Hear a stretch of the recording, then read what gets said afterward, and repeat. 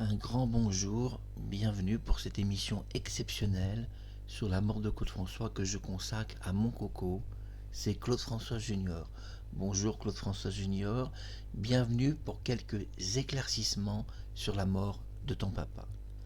Bienvenue aux Claudettes, cette émission est dédicacée à Dany Borg, la capitaine des danseuses de Claude François, et puis à d'autres personnes comme Priska, qui m'a beaucoup touché par sa vidéo très émouvante, où elle se trouvait un peu âgée. 68 ans, confie-t-elle. Et si 68 ans c'était si vieux de nos jours. Émission dédicacée à la sœur de Claude François, bonjour Marie-Josée. On va voir à la loupe la mort de ton frère. On va même aujourd'hui voir sa mort avec un centimètre. On y verra beaucoup plus clair avec le centimètre qu'à la loupe. Mieux vaut un centimètre qu'une loupe dans cette mort.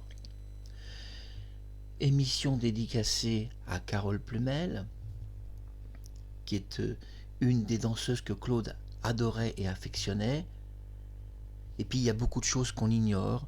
Le fait que Priska devait devenir la capitaine des Claudettes et que finalement il a préféré que ça soit Dany Borg pour son autorité, mais aussi sa grande technique de danseuse, car Dany Borg est une exceptionnelle danseuse qui est très technique et qui faisait des nightclubs, des boîtes de nuit, et elle dansait déjà avant que Claude l'engage, c'était déjà, on peut dire, une professionnelle. C'est beaucoup plus facile de former des gens qui sont ou semi-professionnels ou professionnels. On gagne beaucoup de temps. Dans la mort de Claude François, ce qui vous intéresse aujourd'hui, je vais me recoiffer un peu, c'est d'y voir clair. Je parle d'un centimètre et vous savez, je vous dis que la vérité, ça va vraiment être vu au centimètre près. Tout d'abord, dans cette émission, je vais vous montrer une chose très très rare. 2 clichés photographiques du 11 mars 1978 de la salle de bain de Claude François. Jamais personne n'a vu ces 2 clichés ensemble. Ces 2 clichés photographiques pris par les enquêteurs de police nous révèlent pratiquement l'intégralité de la baignoire et des murs, des 3 murs qui composaient ce qui entourait Claude François. Il était entouré de 3 murs, et heureusement pas 4, car vous avez besoin tout de même de faisons un peu d'humour sur YouTube, vous avez besoin quand même à un moment donné de sortir de votre baignoire. Alors heureusement qu'il n'était pas encerclé de 4 murs. Mais il y a, quand une baignoire est placée, 3 murs, généralement pour toutes les baignoires, sauf certaines baignoires modernes. Nous sommes le 11 mars 1978. Le groupe d'enquête va faire quelque chose de très inhabituel qui sera rapporté jusqu'au tribunal. Ils vont dire quelque chose d'intéressant dans le tribunal quand il y a eu l'enquête sur la mort de Claude François, quelque chose qui est passé sous silence, et je m'excuse si la caméra clignote un peu, c'est lié au câble qui est un peu défectueux je pense, et aussi à la stabilisation de la caméra. Ce sont des caméras HD très compliquées à stabiliser sur un logiciel comme OBS, qui a un peu de mal avec ces caméras. Oui, le groupe d'enquêteurs, le 11 mars 1978, va expliquer quelque chose dans le tribunal, quelque chose de très important. Et ce qu'ils vont dire est si important que j'ai voulu vous en parler sur YouTube. Vous savez que les enquêteurs, contrairement à ce que vous pensez, n'ont pas accès forcément au dossier des témoins. Non, les enquêteurs arrivent avec leurs appareils photo, puis, quand ils sont convoqués dans un tribunal, ils racontent ce qu'ils ont vu. Parfois même, ils ne sont pas là et vont écrire ce qui s'est passé détail par détail. On gagne alors du temps dans les procédures. Mais les enquêteurs vont rapporter quelque chose de très important au tribunal qui a été passé sous silence médiatique, et aujourd'hui je vous en parle. Tout d'abord, les photographies que nous allons voir sont extraits donc d'un livre. Je les ai donc scannés. Ce livre est un livre de Monsieur Sand.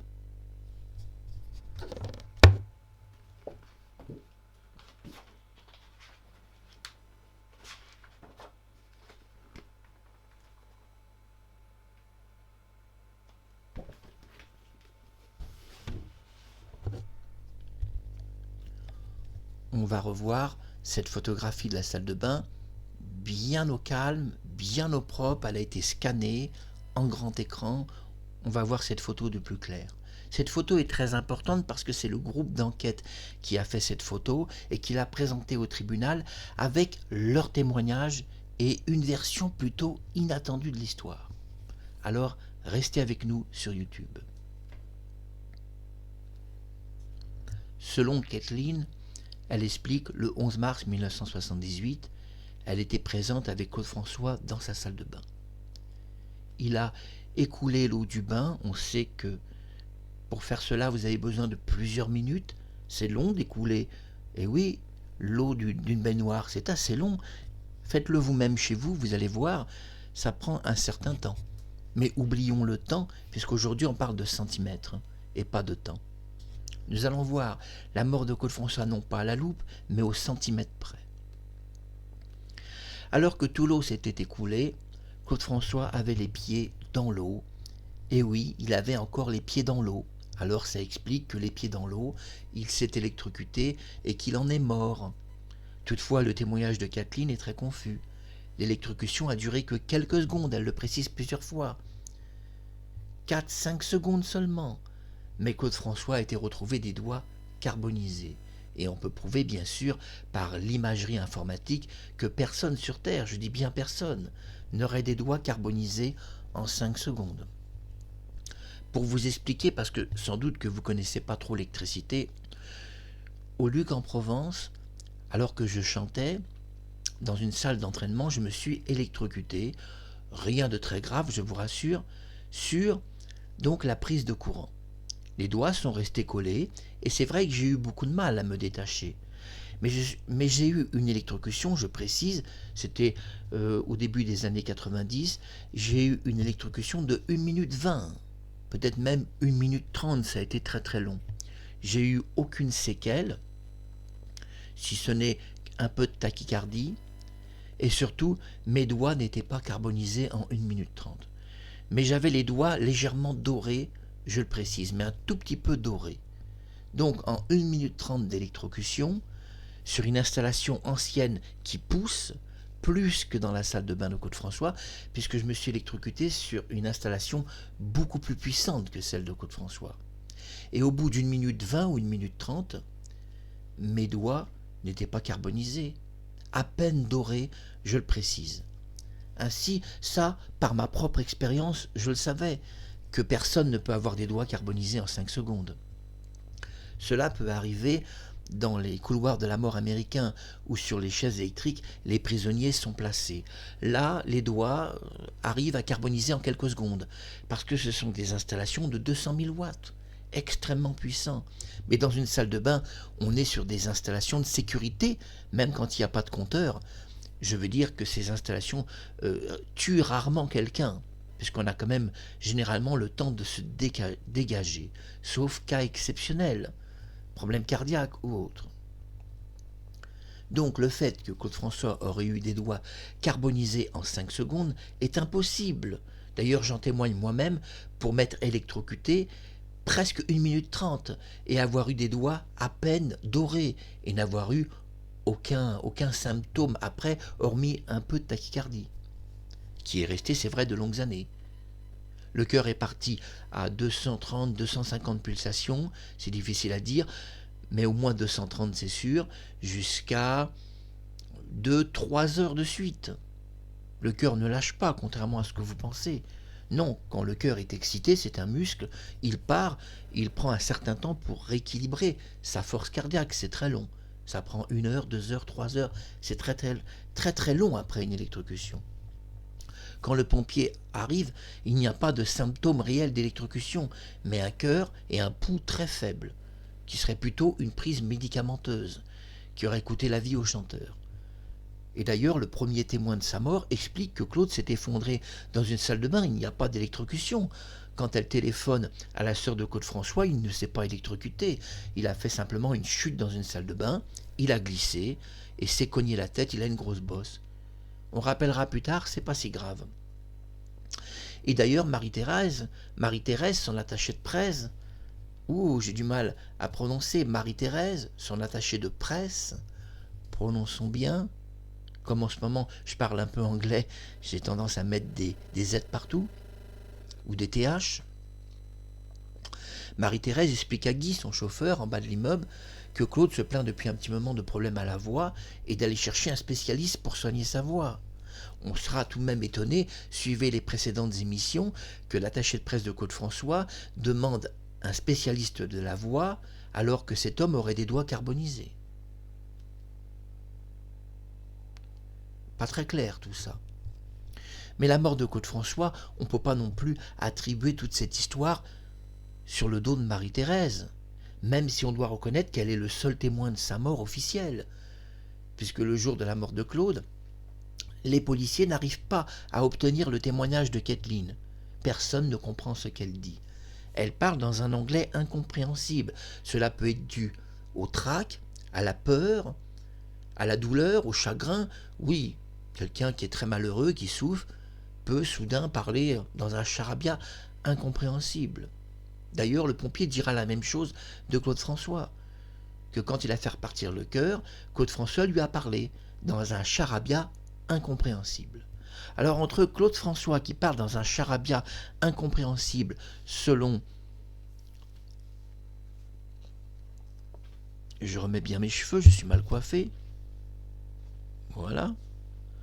Selon le pompier, Claude parlait dans un charabia incompréhensible, et Kathleen aussi parlait dans un charabia incompréhensible. C'est étonnant que Kathleen et Claude François parlaient tous les deux dans un charabia incompréhensible. Mais heureusement, tous les deux ont été sauvés par Marie-Thérèse, qui elle parlait parfaitement l'anglais et le français. Marie-Thérèse, comme je l'ai expliqué dans les autres émissions, s'avance près de la police et propose de traduire le témoignage de Kathleen mot à mot de ce qu'elle lui dirait.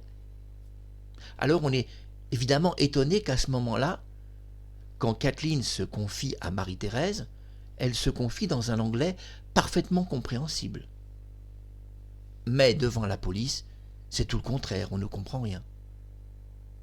Alors que Marie-Thérèse s'approche, soudain Kathleen parle un anglais tout à fait compréhensible, et Marie-Thérèse le comprend et traduit. Mais quelques secondes avant, Kathleen parlait dans un anglais incompréhensible pour tout le monde. Et pour le pompier s'il était toujours présent dans l'appartement, puisque lui parlait anglais, et pour les secouristes aussi. Et je m'excuse si la caméra sautille un peu. Il y a parfois dans le direct quelques inconvénients, ça arrive.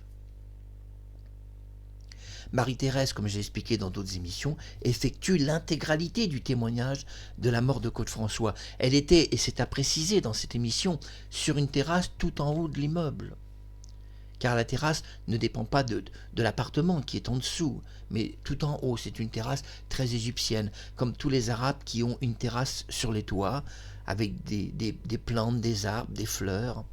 Et Claude avait voulu construire une terrasse égyptienne, et il l'a fait. D'ailleurs, ça n'a pas été si simple que ça au départ, hein. La copropriété était assez opposée à cette idée. Mais vous savez, le charisme de Claude François, il a réussi à imposer sa terrasse à la copropriété. Le 11 mars 1978, Kathleen, revenons sur son témoignage très important, explique que Claude parlait avec elle, il aurait eu une assez longue conversation de mariage, et j'ai prouvé dans les autres émissions que c'est impossible. Par rapport au temps, il n'avait même pas le temps de lui parler dans la salle de bain beaucoup.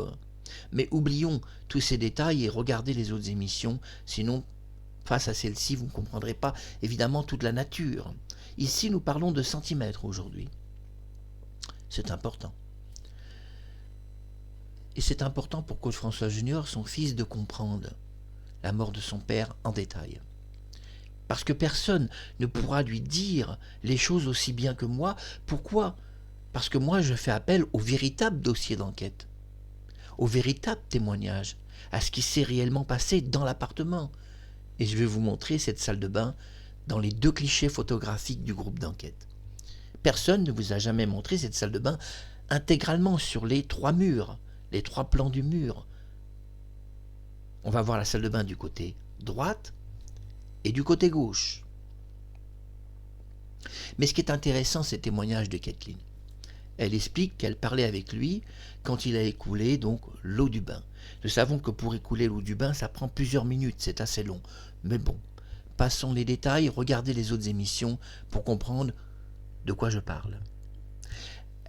Elle donne à Claude François une serviette, et puis celui-ci a vu une applique bouger toute seule. Il l'a redressée avec 2 doigts. C'est la version de Kathleen aujourd'hui, c'est la version de la sœur de Claude François aujourd'hui. Mais à l'époque, dans la presse, c'est pas ce qui sera dit. Il avait changé une ampoule, les mains mouillées, cette version a tenu 10 ans, puis a disparu. Et dans la vraie version, celle qui revient toujours, c'est qu'il a redressé une applique avec 2 doigts, il n'a jamais changé d'ampoule. C'est intéressant que le jour de sa mort, il a changé une ampoule et que 10 ans après, l'ampoule n'existe même pas. Mais il y a beaucoup plus fort que ça. On va parler du groupe d'enquête et on va aller très loin dans la mort de Claude François aujourd'hui. Kathleen explique d'ailleurs, et elle le précise d'une façon correcte, parfaite, son témoignage est très précis, il restait un peu d'eau dans la baignoire. Oui, tout l'eau ne s'était pas évacuée. Ça explique donc que quand Claude a redressé ses appliques et il a touché les mains mouillées, comme il y avait de l'eau sous ses pieds, il est mort. Et oui, c'est très important de ne pas oublier que l'eau était sous ses pieds et que Kathleen le précise dans tous ses témoignages, qu'il restait un peu d'eau. Ce qui explique que s'il y avait de l'eau sous ses pieds et qu'il a touché le corps entièrement trempé l'applique, alors évidemment l'électrocution peut être fatale. Bien que les mains mouillées, si elles ne sont pas bien séchées, le taux de carbonisation doit être augmenté pratiquement par 2. Et oui, si vous avez les mains mouillées, que ce soit un briquet, que ce soit le feu, que ce soit un four à micro-ondes, un grille-pain ou ce que vous voulez, tant que vos doigts sont mouillés, le taux de carbonisation va prendre plus de temps que si les doigts sont secs. 2 fois plus de temps par informatique. Donc, s'électrocuter en 5 secondes avec des mains mouillées augmente le taux de carbonisation en lenteur de 2 fois. Mais oublions ce genre de détails, qui serait tout de même à dire dans un tribunal. Ce qui nous intéresse, c'est cette salle de bain et le témoignage de Kathleen. Il restait un peu d'eau, explique-t-elle. Puis, il a vu, on ne sait pas si c'est lui qui a vu cette applique bouger toute seule, ou si c'est Kathleen qui l'a vue et lui a demandé de la redresser, ou s'il l'a fait machinalement. Bref, on va dire qu'il a vu une applique bouger toute seule et les pieds dans l'eau, il l'a redressée. Voilà le scénario officiel et maintenant voyons en détail et au centimètre tout ce qui ne va pas. Je m'excuse, la caméra clignote beaucoup, c'est lié à des problèmes de fréquence de caméra HD. Oui, je tourne cette vidéo en 30 images secondes aussi, c'est à préciser. Alors voyons donc cette salle de bain en détail. Première photo, Marie-Thérèse à votre droite, je vais couper ma caméra. Marie-Thérèse est l'attachée de presse de Claude François, elle est très belle, je vous l'ai déjà dit, regardez, distinguez, elle porte des boucles d'oreilles, c'est une fille très féminine, très jolie, des bracelets, elle aime les bracelets, hein, vous avez vu qu'elle en a plusieurs autour du poignet. Regardez bien sur votre gauche, vous avez une photographie. Regardez bien la photographie officielle du groupe d'enquête. Vous la voyez, cette photographie officielle? Le porte-serviette, vous voyez bien le porte-serviette? Regardez bien tout en haut. Vous voyez tout en haut, regardez attentivement, les scellés de justice. C'est la photo du tribunal, je le précise. On va voir une seconde photographie. Cette fois-ci, nous sommes de l'autre côté de la salle de bain et nous voyons le porte-serviette, regardez bien, qui est de profil. On le voit photographié de moitié. Nous voyons que la poignée de douche se trouve de l'autre côté. Google pense que Claude François s'est électrocuté du côté de sa poignée de douche.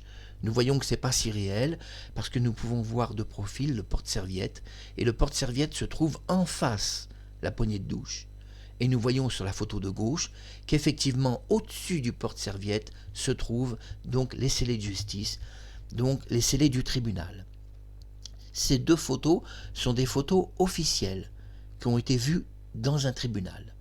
Ces deux photos sont très très importantes La photo de gauche révèle que l'applique de Claude François se trouve à pratiquement 2,15 m de hauteur, à 2,23 m.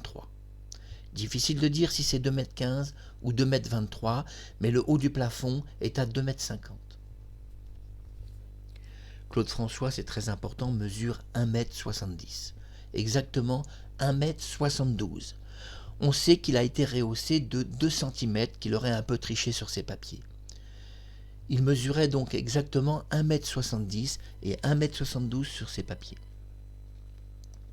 J'ai la même taille que Claude François, c'est à préciser, je mesure également 1,72 m. La légende a fait que Claude François était un homme petit d'1,60 m. Je dément totalement qu'il mesurait 1,60 m. Il mesurait 1,72 m sur son passeport et sa pièce d'identité. Cette salle de bain n'a jamais été montrée sous les deux angles. Vous voyez le porte-serviette? Est-ce que vous voyez la photo du groupe d'enquête? Je vais justement neutraliser l'autre photo couleur. Regardons cette photo, l'applique est tout en haut, vous voyez, le porte-serviette, et vous pouvez lire en noir quelque chose de très intéressant qui figure dans le livre de Sand, S-A-N-D. Nous voyons que le groupe d'enquête a donc retiré cette applique du mur.